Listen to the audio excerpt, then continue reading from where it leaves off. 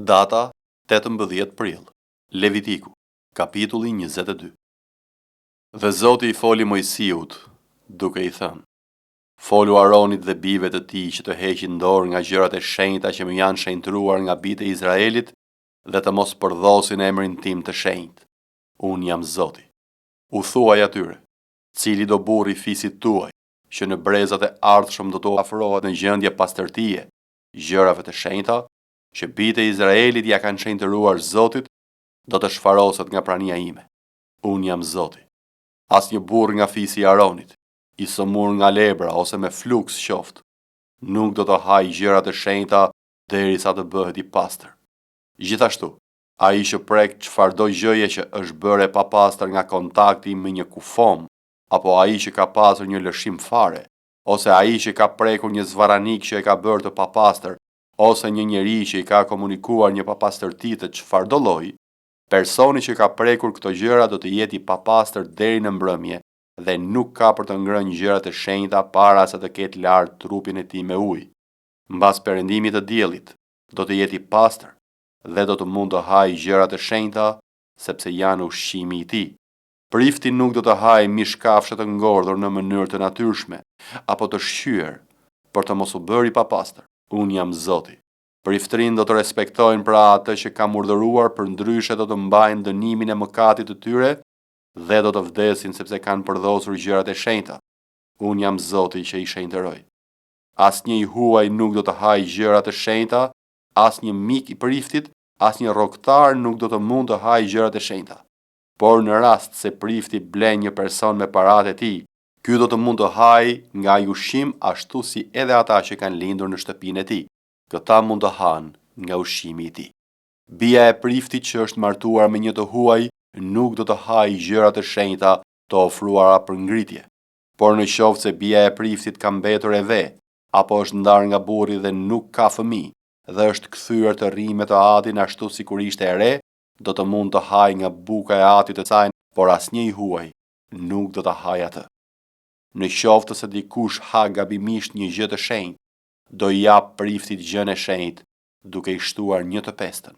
Priftrind nuk do të përdhosin pra gjërat e shenjta të bijve të Izraelit, që ata I ofrojnë Zotit për ngritje, dhe nuk do të bëjnë që ata të mbajnë dënimin e mëkatit për të cilin do të bëheshin fajtor, duke ngrënë gjërat e tyre të shenjta, sepse unë, Zoti, I shenjtëroj. Dhe Zoti I foli Mojsiut, duke I thënë: Folu Aronit, bijve të tij dhe gjithë bijve të Izraelit dhe u thuaj atyre: kushdo nga shtëpia e Izraelit ose nga të huajt në Izrael që paraqet si holokaust për Zotin një ofertë për çfarëdo kushti ose çfarëdo dhurate sipas dëshirës, për të qenë I mirëpritur do të ofrojë një mashkull pa të meta, të marrë nga qet, nga dhend apo nga dhit. Nuk do të ofroni asgjë që ka një të metë, sepse nuk do të ishte e pëlqyer. Kur dikush I ofron Zotit një flim falënderimi që është marrë nga kopeja apo nga tufa, qoftë për të përmbushur një kusht, qoftë si ofertë vullnetare, viktima për të pëlqyer duhet të jetë e përsosur, nuk duhet të ketë asnjë të metë. Nuk do t'i ofroni Zotit një viktim të verbër, të qalë apo të gjymtuar, apo që ka ulçer, egzem ose zgjebe, dhe nuk do të bëni mbi altar flijime me zjarr për Zotin. Do të mund të paraqesesh si ofertë vullnetare një ka ose një dele që ka një këmbë shumë të gjatë apo shumë të shkurtër, por si kusht nuk do të ishte e mirëpritur. Nuk do t'i ofrosh Zotit asnjë kafshë me herë dhe të vrara, atë shtypura, të këputura apo të prera, flijime të tilla nuk do të bëni në vendin tuaj. Nuk do të pranoni nga I huaj asnjë nga këto viktima për ta ofruar si bukë të perëndisë tuaj, sepse në to ka gjymtime dhe të meta, nuk do të pëlqeheshin për ju. Dhe Zoti I foli Mojsiut, duke I thënë: kur do të lindë një viç, a një qenj, a një kec, do ta lini 7 ditë me të ëmën, nga dita e 8 tutje do të pëlqehet si flimi I bërë me zjarr për Zotin. Nuk do të therrni një lop apo një dele me gjithë të voglin e saj në të njëjtën ditë. Kur do t'i ofroni Zotit një flim falënderimi, paraqitini në mënyrë që të pëlqehet. Viktima do të hahet po atë ditë. Nuk do të lini asgjë deri në mëngjes. Unë jam Zoti. Do të respektoni pra urdhërimet e mia dhe do t'i vini në zbatim. Unë jam Zoti. Nuk do të përdhosni emrin tim të shenjtë, por do të shenjtërohem në mes të bijve të Izraelit. Unë jam Zoti që ju shenjtëron, që ju nxori nga vendi I Egjiptit për të qenë perëndia juaj. Unë jam Zoti. Psalmi 28. Ty të këllthas, o Zot, o kështjella ime, mos rri në heshtje, sepse po të mos flasësh ti, unë bëhem një lloj si ata që zbresin në grop. Dëgjo zërin e lutjeve të mia kur të këllthas ty për ndihmë, kur ngre duart në drejtim të vendit tënd shumë të shenjtë. Mos më tërhiq bashkë me të pabesët dhe ata që kryen pa udhësi, të cilët flasin për paqe me të afërmit të tyre, por kanë shpirt ligësi në zemër. Jepu atyre sipas veprave që kanë kryer dhe sipas ligësisë së veprimeve të tyre. Jepu atyre sipas veprës së duarve të tyre, jepu atyre hakun që meritojnë. Duke qenë se ata nuk i çmojnë veprat e Zotit dhe ato që duart e tij kanë bërë, ai do t'i mposhtë dhe nuk do t'i lërë të begatohen. I bekuar qoftë Zoti, sepse ka dëgjuar zërin e lutjeve të mia. Zoti është forca ime dhe mburoja ime. Zemra ime ka pasur besim tek ai dhe unë u ndihmova. Prandaj zemra ime ngazëllen dhe unë do ta kremtoj këto me këngën time. Zoti është forca e popullit të tij dhe streha e shpëtimit për të vajosurin e tij. Shpëto popullin tënd dhe beko trashëgimin tënde. Ushqej dhe përkrahi për jetë. Psalmi 29. Jepni Zotit o bij të fuqishmeve. Jepni Zotit lavdi dhe forcë. Jepni Zotit lavdin që i përket emrit të tij. Adhuroni Zotin në shkëlqimin e shenjtërisë së tij. Zëri i Zotit është mbi ujërat. Perëndia i lavdis gjëmon, Zoti është mbi ujërat e mëdha. Zëri i Zotit është i fuqishëm, zëri i Zotit është i madhërishëm, zëri i Zotit thyen kedrat, po Zoti thyen kedrat e Libanit, i bën të hidhen si një viç, Libanin dhe Sirionin si një buall të ri. Zëri i Zotit çan flakët e zjarrit, zëri i Zotit e bën shkretëtirën të dridhet, Zoti bën që të dridhet shkretëtira e Kadeshit. Zëri i Zotit bën që të lindin sutat dhe i lë pyjet pa gjethe, dhe në tempullin e tij çdo gjë thot lavdi. Zoti rinte ulur në fron për mbi përmbytjen. Po, Zoti ri ulur si mbret në përjetësi. Zoti do t'i jap forcë popullit të tij. Zoti do të bekoj popullin e tij me paqe. Predikuesit, kapitulli 5. Ki kujdes hapat e tu kur shkon te shtëpia e Perëndis.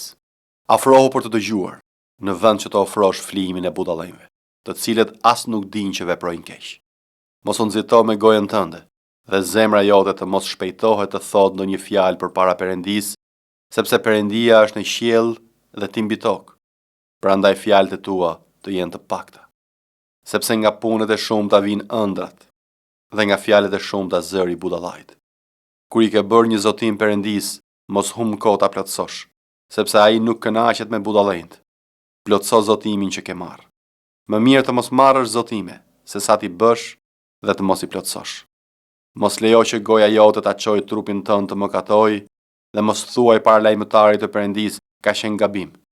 Pse Perëndia duhet të zemërojë me fjalët e tua dhe të shkatërronte veprën e duarve të tua?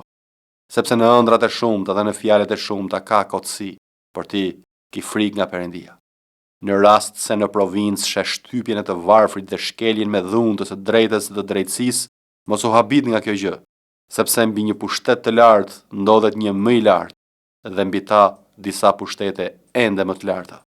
Toka ofron përfitime më të mëdha se çdo gjë tjetër dhe vetë mbreti shërbehet nga fusha. Kush është i dhënë pas paras nuk ngopet kurrë me para, dhe kush dëshiron pasuritë nxjerr përfitim prej tyre. Edhe kjo është kotësi. Kur rritet pasuria, shtohen edhe ata që i përpinë, dhe çfarë përfitimi kanë prej saj pronarët, veç asaj që e shohin me sytë e tyre? I ëmbël është gjumi i punonjësit, qoftë edhe kur hapak ose shumë, por velitja e të pasurit nuk e lë ato të flerë. Është një e keqe tjetër e vajtueshme që kam parë në ndjell. Pasuritë e ruajtura për pronarin e tyre në dëm të tij. Këto pasuri humbasin për shkak të një pune të keqe dhe kështu në duart e birit që ka lindur nuk mbetet më asgjë. Ashtu si ka dal nga barku i nënës, kështu lakuriq do të kthehet për të shkuar si pati ardhur, pa marrë gjë nga mundi i tij që mund ta marrë me vete.